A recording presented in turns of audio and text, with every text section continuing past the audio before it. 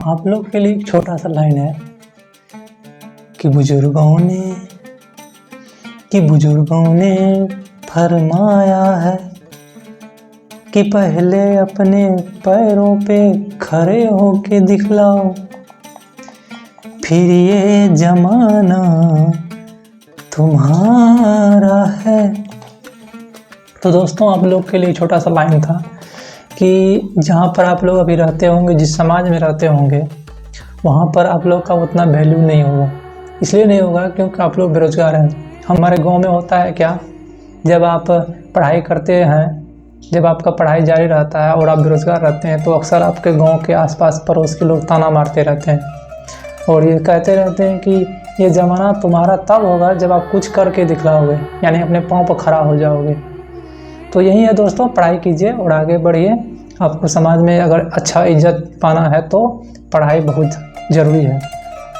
तो आज हम पढ़ाई करेंगे जो क्वेश्चन बैंक पिछले दरोगा में पूछे थे, दरोगा सेट में जो पूछे थे हम क्वेश्चन बैंक, उसी को फिर दोबारा एक बार डिस्कशन करेंगे। इसमें हम शॉर्टकट डिस्कशन करेंगे, कम समय में कोशिश करेंगे जितना भी 100 क्वेश्चन है सभी को देख लें। पिछला पार्ट हम 3 पार्ट बना चुके हैं इस पर, और तीनों पार्ट में हम डिटेल से देखे थे। वो लंबा वीडियो बना करके डिटेल्स देखे थे। इसमें हम शॉर्टकट देखेंगे, उतना ज़्यादा इस पर डिस्कशन नहीं करेंगे। तो चलिए शुरू करते हैं।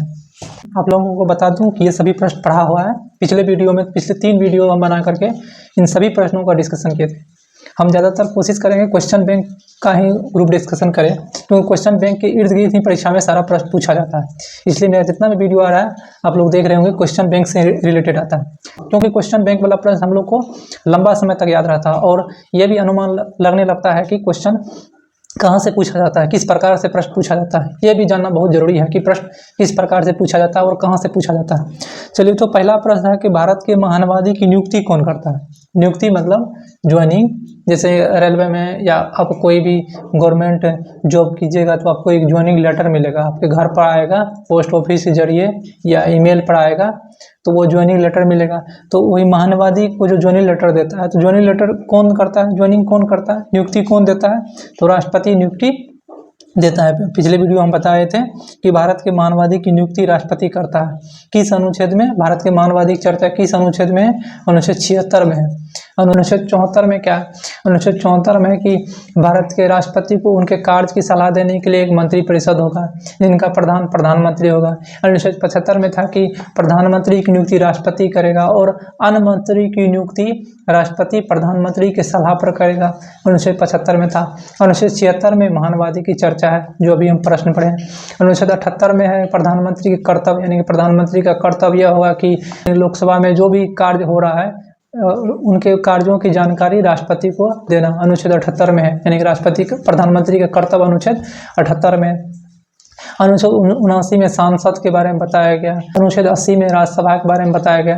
अनुच्छेद 81 में लोकसभा के बारे में बताया गया, यानी सरला 79, 80, 81 सरला आप याद रख सकते हैं।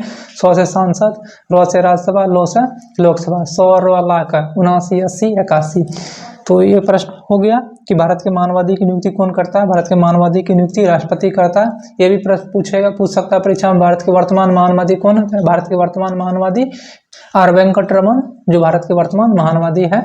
और भारत के प्रथम महानवादी कौन थे, भारत के प्रथम महानवादी कौन थे, ये भी बताइए, आप लोग बताइए। हम पिछले वीडियो में क्योंकि ये पढ़ा चुके थे। कोई शीतलवार था, शीतलवार नाम का कोई व्यक्ति था।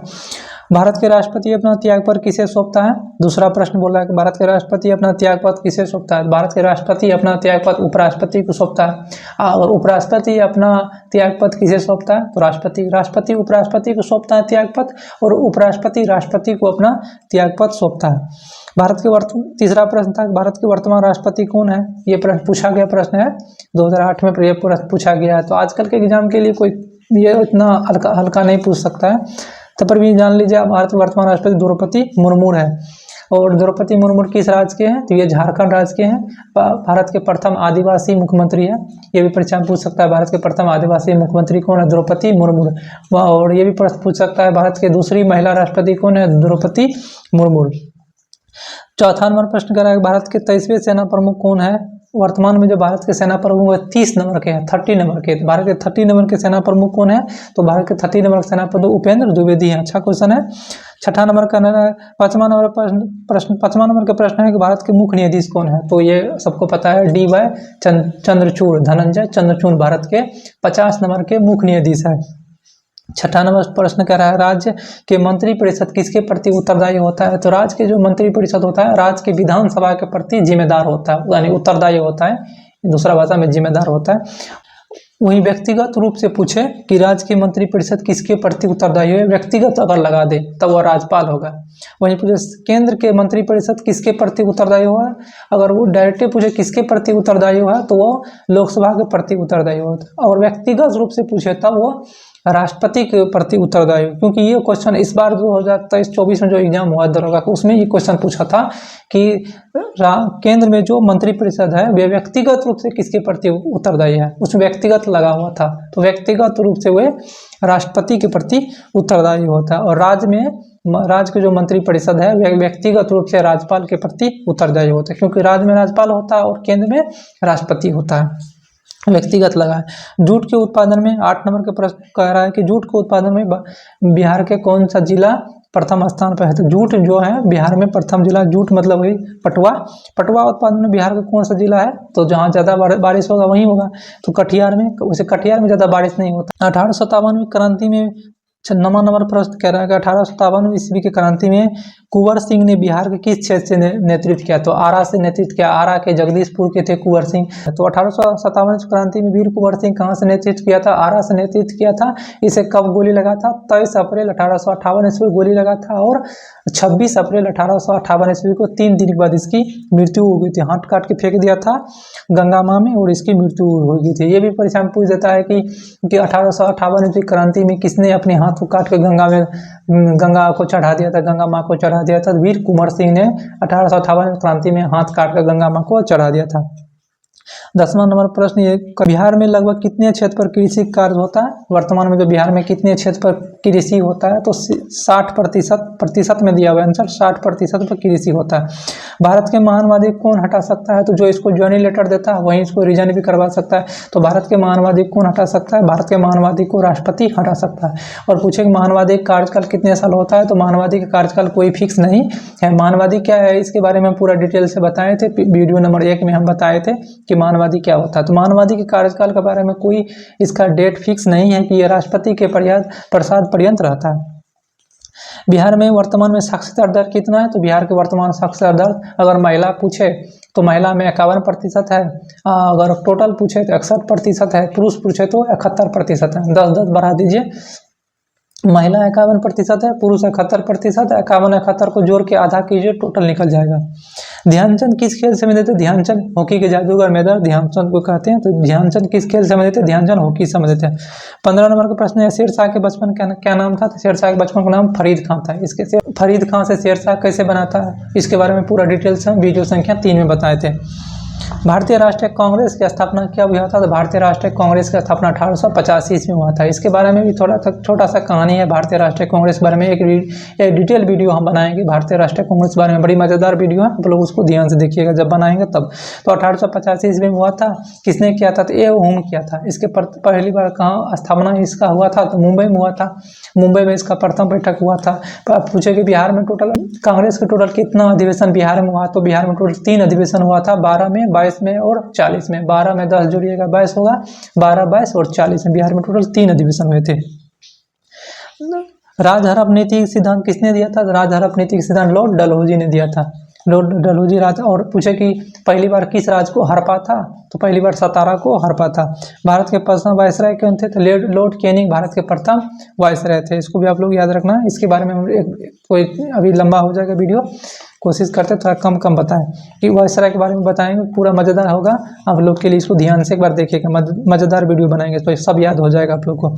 ट्राई ब्रेकर सब किस खेल से संबंधित? ट्राई ब्रेकर सब फुटबॉल के लिए संबंधित है और टेनिस के लिए भी संबंधित है। पिछला वीडियो में डिटेल से बताए थे। प्राचीन नालंदा विश्वविद्यालय संस्थापक कौन थे? नालंदा विश्वविद्यालय संस्थापक कौन थे? तो नालंदा विश्वविद्यालय संस्थापक कुमारगुप्त कुमारगुप्त थे, इसको भी आप लोग याद रखना। नालंदा विश्वविद्यालय के संस्थापक कुमारगुप्त थे। नालंदा विश्वविद्यालय कहाँ पे है, तो ये नालंदा में ही जिला है। वहीं पूछे विक्रमशिला विश्वविद्यालय कहाँ है, तो आप लोग को कमेंट बताइए कि विक्रम विश्वविद्यालय कहाँ है, अभी काम चल रहा है इस पर। मुंगेर किसकी राजधानी थी, जो बंगाल की राजधानी था। बंगाल का राजधानी पहले था, बंगाल का राजधानी ढाका था, ढाका से स्थानांतरित किया था मुंगेर, ढाका सॉरी, बंगाल की राजधानी पहले ढाका था, ढाका से स्थानांतरित करके मुर्शिदाबाद लाया। मुर्शिदाबाद अभी भी बंगाल में है।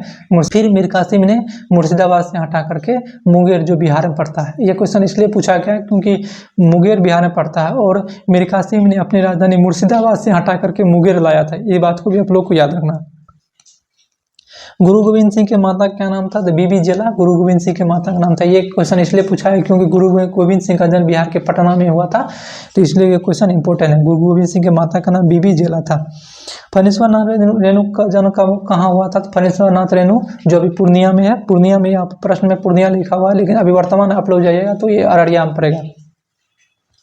कामायनी पुस्तक के लेखक कौन है, कामायनी पुस्तक के लेखक जयशंकर प्रसाद। ये क्वेश्चन अच्छा है इसलिए पूछा गया।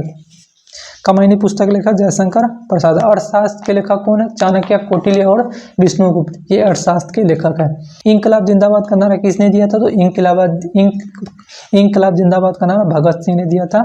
हमारे क्रांतिकारी भगत सिंह ने इनकलाब जिंदाबाद का नारा। बक्सर के युद्ध किनके हुआ था, तो बक्सर के मीर कासिम था और अवध के नवाब शुजा-उद-दौला था, मुगल शासक शाह आलम द्वितीय था। तीनों मिल करके अंग्रेज से लड़ाई कर रहा था, तो तीनों को अंग्रेज ने हरा दिया था। मुगल सेना था और अवध का नवाब शुजा-उद-दौला था और मीर कासिम था। कहानी ये था कि पलासी की 1757 ईस्वी में सिराजुद्दौला को धोखा दिया था मीर जफर। ये भी क्वेश्चन पूछता है कि पलासी की 1757 में सिराजुद्दौला किसने धोखा दिया था, मीर जफर। अब मीर जफर को किसने धोखा दिया, इसके दामाद मीर कासिम। इसमें सीम लगा हुआ है, याद रखिएगा। बिहार में कुल कितने प्रमंडल हैं, तो सबको पता है बिहार में टोटल 9 प्रमंडल है। 2011 के जनसंख्या अनुसार, जनगणना अनुसार भारत की जनसंख्या कितनी थी, 2011 में 8 करोड़ था, अभी वर्तमान में 15 करोड़ से ज़्यादा है। पटना हाईकोर्ट की स्थापना कब हुआ था, तो 1916 में पटना हाईकोर्ट की स्थापना हुआ था। इस बार बिहार पुलिस एग्जाम ये क्वेश्चन था। वहीं पूछे पटना यूनिवर्सिटी की स्थापना कब हुआ था, तो 1917 ईस्वी में पटना यूनिवर्सिटी की स्थापना हुआ था। जैन धर्म के अंतिम तीर्थकर कौन थे, जैन धर्म के अंतिम यानी 24वें नंबर के तीर्थकर महावीर स्वामी थे। इनकी मृत्यु कहाँ हुई थी, तो इनकी मृत्यु पावापुरी में हुई थी। जन्म हुआ था गुजरात में और मृत्यु हुई थी पावापुरी में। जन्म हुआ था जम्मू कश्मीर और मृत्यु हुई थी उत्तर प्रदेश में। वही गौतम बुद्ध के बारे में पूछा तो गौतम बुद्ध का जन्म हुआ था लुम्बिनी नेपाल में और ज्ञान मिला था बिहार में, मृत्यु हुई थी उत्तर प्रदेश में। तो उत्तर प्रदेश में 2 आदमियों की मृत्यु हुआ, जैन धर्म के जो थे 24वें तीर्थकर महावीर स्वामी और बुद्ध भगवान, दोनों की मृत्यु कहाँ हुई थी, उत्तर प्रदेश में हुई थी। तो आपको बताना है कि बुद्ध की मृत्यु उत्तर प्रदेश में किस स्थान पर हुई थी। झारखंड देश का कौन सा राज्य बना, तो झारखंड देश का 28वां राज्य बना है। बिहार में टोटल लोकसभा की सीट कितनी है, तो बिहार में टोटल 40 लोकसभा की सीट है। वहीं उत्तर प्रदेश में पूछे लोकसभा की सीट कितनी है, तो उत्तर प्रदेश में लोकसभा की सीट 80 है। 36वां प्रश्न है कि महिला दिवस कब मनाया जाता है, तो 8 मार्च को महिला दिवस मनाया जाता है। 37वां प्रश्न है बिंबिसार किस वंश के थे, तो बिंबिसार ये किस वंश के थे, बिंबिसार हड़ियक वंश के थे। भारत के प्रथम महात्मा गांधी ने पहली बार सत्याग्रह कहाँ शुरू किया था, 1917 ईस्वी में चंपारण में शुरू किया था, सबको पता है। सार्क में टोटल कितने देश है, तो सबको पता है सार्क में टोटल 8 देश है। यूएनओ का मुख्यालय कहाँ है, तो न्यूयॉर्क में यूएनओ का मुख्यालय है। शिवाजी को औरंगजेब ने कैद करके कहाँ रखा था, तो हम बताए थे शिवाजी को कैसे कैद किया था, ये कैसे जेल से भागा था, छूट करके कैसे भागा था, पिछला वीडियो में बताया। यहाँ फिर से बताएंगे तो वीडियो बहुत बड़ा हो जाएगा। तो शिवाजी को कैद कैसे किया था, शिवाजी को बुलाया था और इसे आगरा में कैद किया था, लेकिन इसे कहाँ रखा था, जयपुर भवन में रखा था। किसने, तो औरंगजेब ने। कब, 1666 ईस्वी में। ये बात को आप लोग को याद रखना है। महात्मा गांधी कांग्रेस के किस अधिवेशन में भाग लिया था, तो 1924 ईस्वी में एकमात्र अधिवेशन था जिसमें महात्मा गांधी ने भाग लिया था, 1924 ईस्वी में। ये 1924 ईस्वी का अधिवेशन कहाँ हुआ था, तो 1924 ईस्वी का अधिवेशन बेलगांव जो कर्नाटक में पड़ता है वहाँ हुआ था। बंगाल का विभाजन कब हुआ था, तो 1905 ईस्वी में लॉर्ड कर्जन के समय में बंगाल का विभाजन हुआ था। राज्यसभा और लोकसभा के जो संयुक्त अधिवेशन होता है कौन बुलाता है, तो राज्यसभा और लोकसभा का संयुक्त अधिवेशन राष्ट्रपति बुलाता है। कौन परिस्थिति में बुलाता है, जब दोनों के बीच, लोकसभा और राज्यसभा के बीच में कोई किसी भी बिल पर मतभेद हो जाए तब राष्ट्रपति लोकसभा और राज्यसभा का संयुक्त अधिवेशन बुलाता है। किस अनुच्छेद के तहत, परीक्षा में पूछे किस अनुच्छेद के तहत, अनुच्छेद 108 के तहत। एक ग्राम पंचायत के चुनाव के लिए आपकी उम्र कितना होना चाहिए, प्रश्न पूछा गया था। तो कितना होना चाहिए, जैसे मुखिया हो गया, वार्ड सदस्य हो गया, इनके चुनाव के लिए उम्र कितना होना चाहिए, 21 साल होना चाहिए, यानी 3 से ज़्यादा होना चाहिए। 18 साल वोट देने की उम्र होना चाहिए, 21 साल मुखिया में खड़ा होने की उम्र होना चाहिए, 21 साल से ज़्यादा होना चाहिए। राजा भोज किस राजवंश से संबंधित थे, तो राजा भोज परमार राजवंश से संबंधित थे। और वीर कुंवर सिंह भी किस राजवंश से संबंधित थे, ये भी परमार राजवंश से संबंधित थे। दिल्ली के लाल किले में स्थित मोती मस्जिद का निर्माण किसने किया था, तो दिल्ली के जो लाल किले में स्थित है मोती मस्जिद, इसका निर्माण किसने किया था, तो औरंगजेब ने किया था। वहीं पूछे आगरा के लाल किले में मोती मस्जिद का निर्माण किसने किया था, तो आगरा के लाल किले में मोती मस्जिद का निर्माण वह शाहजहां ने किया था। ये बात को आप लोग याद रखना है। 1857 क्रांति किस दिन शुरू हुई थी, यानी किस तारीख को शुरू हुई थी, 10 मई को शुरू हुई थी 1857 ईस्वी की क्रांति। महात्मा बुद्ध की हत्या नाथूराम गोड्से ने कब किया था, तो सबको पता है जिस दिन शहीद दिवस मनाते हैं हम लोग, कब मनाते हैं, 30 जनवरी को मनाते हैं। 30 जनवरी 1948 ईस्वी को महात्मा गांधी की हत्या किया था। राज्यसभा में निर्वाचित होने के लिए उम्र कितना होना चाहिए, यानी कि राज्यसभा में जो आप खड़ा होइएगा, सदस्य बनिएगा राज्यसभा का सदस्य, तो उसके लिए आपकी उम्र कितना होना चाहिए, उसके लिए आपकी उम्र 30 साल होनी चाहिए। वहीं पूछे लोकसभा में जो खड़ा होगा, लोकसभा में कोई खड़ा होता है, जैसे प्रधानमंत्री हो गया, वे लोकसभा के सदस्य होते हैं, और तो इसकी उम्र कितना होना चाहिए, तो 25 वर्ष होना चाहिए। यानी प्रधानमंत्री बनने के लिए उम्र कितना होना चाहिए, 25 वर्ष होना चाहिए। और राष्ट्रसभा के सदस्य बनने के लिए कितना होना चाहिए, 30 वर्ष होना चाहिए। वहीं पूछे राष्ट्रपति के लिए कितना होना चाहिए, 35 वर्ष होने चाहिए। और उपराष्ट्रपति के लिए भी 35 वर्ष होना चाहिए। राज्यपाल के लिए आप लोग बताइए, राज्यपाल बनने के लिए उम्र कितना होनी चाहिए। श्वेत का 57 नंबर प्रश्न कह रहा है कि श्वेत का 55 नंबर प्रश्न कह रहा है कि 2010 में कॉमनवेल्थ कहाँ हुआ था, तो 2010 इसलिए पूछा गया क्योंकि उस समय भारत में हुआ था 2010 में। तो 2010 में कॉमनवेल्थ गेम कहाँ हुआ था, भारत में हुआ था।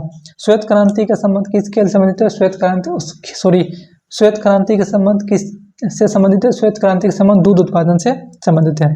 सतलज चिनाब किसकी सहायक नदी है, तो सतलज हो गया, सतलज चिनाब रावी हो गया, ये सभी नदी सिंधु की सहायक नदी है। इसको ऐसे याद रखें, सिंधु, झेलम, चिनाब, रावी, सतलज, ब्यास।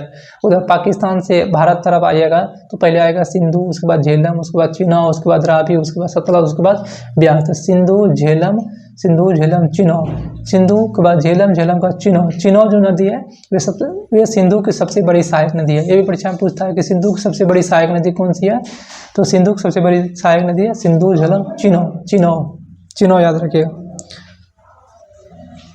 ग्रेट खली जो बॉक्सर है, खली का वास्तविक नाम क्या है, तो खली का वास्तविक नाम दिलीप सिंह राणा खली का वास्तविक नाम है। रविशंकर का संबंध किस वादक से संबंधित है, तो पंडित रविशंकर का संबंध सितार वादक से संबंधित है। लोकनायक के नाम से किस जाना जाता है, तो लोकनायक के नाम से जयप्रकाश को जाना जाता है। बुलंद दरवाजा का निर्माण किसने किया था, तो बुलंद दरवाजा का निर्माण सबको पता है, फतेहपुर सीकरी में अकबर ने करवाया था। भारत और बांग्लादेश के बीच कौन सी रेलगाड़ी चलती है, तो भारत और बांग्लादेश के बीच में कौन सी रेलगाड़ी चलती है, तो भारत और बांग्लादेश की मैत्री एक्सप्रेस चलती है। वही पूछे भारत और पाकिस्तान के बीच में कौन सी रेलगाड़ी चलती है, तो समझौता एक्सप्रेस। समझौता किसके बीच में करेगा, जिसके बीच में लड़ाई होगा, तो भारत और पाकिस्तान के बीच में लड़ाई हुआ इसलिए भारत और पाकिस्तान के बीच में समझौता एक्सप्रेस। और जिसके बीच में दोस्ती रहेगा, भारत और बांग्लादेश के बीच में दोस्ती है इसलिए भारत और बांग्लादेश के बीच में मैत्री एक्सप्रेस।